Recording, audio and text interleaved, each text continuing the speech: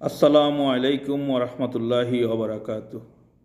আপনারা যেখান থেকে আমার এই ভিডিওটি দেখছেন ও শুনছেন, আপনাদের সকলকে জানাচ্ছি শুভেচ্ছা ও অভিনন্দন। আজকে আমার আলোচনার বিষয়বস্তু ৬০ বছর পর অর্থাৎ ২০৮৫ সালে বাংলাদেশের জনসংখ্যা হবে ৭ কোটি। আপনারা অবাক হচ্ছেন কেন এই সংখ্যাটি বলছি? আসুন তার পক্ষে কিছু তথ্য উপস্থাপন করার চেষ্টা করব। আপনারা জানেন, বাংলাদেশ স্বাধীনতা অর্জন করার পর গত ৫৩ বছরে আমাদের দেশে পলিটিক্যাল ভায়োলেন্স অর্থাৎ রাজনৈতিক সহিংসতা হচ্ছে, পলিটিক্যাল ইনস্টেবিলিটি রাজনৈতিক অস্থিতিশীলতা হয়েছে, এখনও হচ্ছে। এছাড়াও পারিপার্শ্বিক, সামাজিক, পরিবেশগত কারণে একজন ভালো মানুষ হয়ে ওঠার ক্ষেত্রে প্রতিবন্ধকতা। তারপরে যদি বলি সামাজিক সুরক্ষা, সামাজিক নিরাপত্তা, আইনের শাসনের মাধ্যমে ন্যায় বিচার পাওয়ার অধিকার থেকে বঞ্চিত হওয়া ইত্যাদি কারণে গত ৫৩ বছরে বাংলাদেশ থেকে বিভিন্ন পেশা শ্রেণীর মানুষ বাহিরে চলে যাচ্ছে। বর্তমানে এই প্রবণতা আরও অনেক গুণ বেড়ে গিয়েছে। এভাবে যদি চলতে থাকে তাহলে আগামী ৬০ বছর পর বাংলাদেশের জনসংখ্যা হবে ৭ কোটি।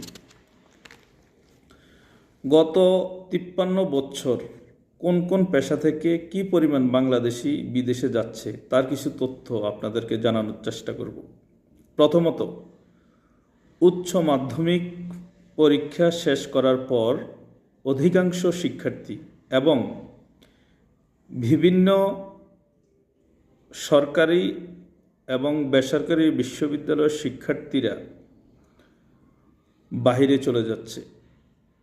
গত ১৫ বছর বিশ্ববিদ্যালয়ের সংখ্যা দ্বিগুণ হওয়া সত্ত্বেও মানসম্মত উচ্চশিক্ষার অভাব, গবেষণার সুযোগ কম থাকা, রাজনৈতিক অনিশ্চয়তা এবং দেশে কর্মসংস্থানের সীমিত সুযোগ, আরও বেশ কয়েকটি কারণে শিক্ষার্থীরা উচ্চশিক্ষার জন্য বিদেশে যাওয়া এবং দেশে ফেরত না এসে স্থায়ীভাবে থেকে যাওয়া, এই প্রবণতা দিন দিন বৃদ্ধি পাচ্ছে। ২০১৩ সালে প্রায় ৬০,০০০ শিক্ষার্থী বিভিন্ন দেশে উচ্চশিক্ষার জন্য গিয়েছেন। ২০১৩ সালে এই সংখ্যাটি ছিল ২৫,০০০ এবং ২০০৮ সালের সংখ্যাটি ছিল ১৭,০০০। তাহলে আমাদের বুঝতে আর অসুবিধা হয়নি, গত ১৫ বছর বিদেশে পড়তে যাওয়া শিক্ষার্থীর সংখ্যা ৩ গুণ বেড়েছে। এই সংখ্যাটি সময়ের সাথে সাথে আরও বহুগুণ বৃদ্ধি পাচ্ছে। দ্বিতীয়ত, বিভিন্ন পেশার দক্ষ জনগোষ্ঠী বাইরে চলে যাচ্ছে, যেমন ডাক্তার, ইঞ্জিনিয়ার, শিক্ষক, কৃষিবিদ, পরিবেশবিদ, ব্যাংকার, প্রশাসনিক কর্মকর্তা। এছাড়াও ৫০-এর অধিক বিভিন্ন পেশার জনগোষ্ঠী বাহিরে চলে যাচ্ছে। কিভাবে? স্কিল মাইগ্রেন্ট ভিসার মাধ্যমে বাহিরে চলে যাচ্ছে, তারা ওই দেশের নাগরিকত্ব নিয়ে যাচ্ছে। তৃতীয়ত যদি আমি বলি, ইনভেস্টর ভিসা, বিভিন্ন মানুষ চলে যাচ্ছে বাহিরে। এখন ইনভেস্টর ভিসাটা কি সেটা আপনাদেরকে একটু ক্লিয়ার করি। ইনভেস্টর ভিসাটা হলো যে আমি এই দেশে বিনিয়োগ না করে পৃথিবীর অনেক দেশে বিনিয়োগের মাধ্যমেও আপনি ভিসা নিয়ে বাইরে চলে যেতে পারেন, সেটাকে ইনভেস্টর ভিসা বলে। কিছু কিছু দেশের ক্ষেত্রে, যেমন উন্নত কান্ট্রিগুলো যদি বলি, অস্ট্রেলিয়া, কানাডা, ইউএসএ, এই সমস্ত দেশগুলোতে ন্যূনতম ৫ কোটি টাকা বিনিয়োগের মাধ্যমেও কিন্তু আপনি ইনভেস্টর ভিসা নিয়ে চলে যেতে পারেন। এছাড়াও ইউরোপের অনেক দেশ আছে যেগুলোতে আরও কম টাকা বিনিয়োগ করেও কিন্তু ইনভেস্টর ভিসা নিয়ে চলে যাওয়া যায়। তবে ব্যবসায়ের ধরন অনুসারে টাকার পরিমাণ কম বেশি হতে পারে। এখন আমরা পরিশেষে যদি বলি তাহলে কি বলতে পারি?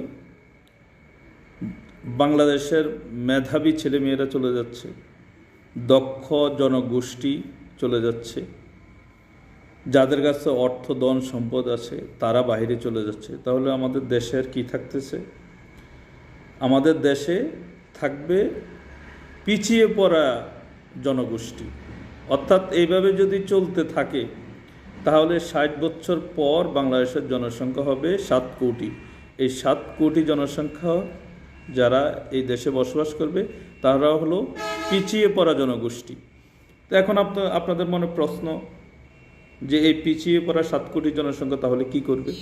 আসুন তার পক্ষে কিছু যুক্তি দেখাচ্ছি আপনাদেরকে। আপনারা জানেন ভৌগোলিকভাবে পৃথিবীর বৃহত্তম বদ্বীপের সিংহভাগ অঞ্চল নিয়ে বাংলাদেশের ভূখণ্ড অবস্থিত। এই 7 কোটি জনসংখ্যার ভবিষ্যৎ নির্ভর করবে উন্নত দেশগুলোর উপর। উন্নত দেশগুলো বিশেষ করে চীন, রাশিয়া, আমেরিকা, কানাডা, অস্ট্রেলিয়া ও অন্যান্য দেশ বাংলাদেশের বিভিন্ন অঞ্চলে ইন্ডাস্ট্রিয়াল এরিয়া তৈরি করে সেখানে শিল্প কারখানা গড়ে তুলবে। আর ওই 7 কোটি জনসংখ্যার একটা অংশ ওই শিল্প প্রতিষ্ঠানগুলোতে চাকুরির সুবাদে স্বল্প আয়ে তারা তাদের জীবন পরিচালিত করবে। এছাড়াও যদি আমি বলি, বাংলাদেশ হবে ভবিষ্যতে একটা পর্যটন দেশ। যেমন পৃথিবীর বৃহত্তম সমুদ্র সৈকত কোথায়? কক্সবাজার। এছাড়াও বাংলাদেশের বিভিন্ন জায়গায় পর্যটন শিল্প আরও উন্নয়নের মাধ্যমে গড়ে তোলা হবে। আর সেই উন্নয়নটা হবে কাদের মাধ্যমে? তাও বিদেশি বিনিয়োগের মাধ্যমে।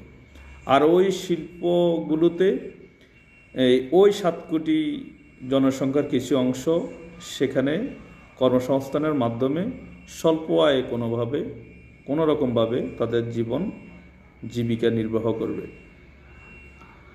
তারপরে যদি আমি বলি, যেহেতু বাংলাদেশ একটি কৃষি প্রধান দেশ, এই কৃষি প্রধান দেশে এই 7 কোটি জনসংখ্যার কিছু অংশ কৃষির উপর নির্ভর করে স্বল্প আয়ে কোনো রকমভাবে বেঁচে থাকবে। তাহলে আমরা পরিশেষে বলতে পারি, এভাবে এই স্বল্প আয়ের মানুষ, পিছিয়ে পড়া জনগোষ্ঠী কোনো রকমভাবে বেঁচে থাকবে এবং তাদের বংশ বৃদ্ধিতে, অর্থাৎ তাদের উত্তরাধিকার, তাদের বংশধর বৃদ্ধিতে তারা অনাগ্রহ তৈরি হবে। এভাবে চলতে চলতে একটা সময় কালের পরিক্রমায় বাঙালি জাতি বিলুপ্ত হয়ে যাবে। আপনারা ভালো থাকবেন এই প্রত্যাশায়। খোদা হাফেজ।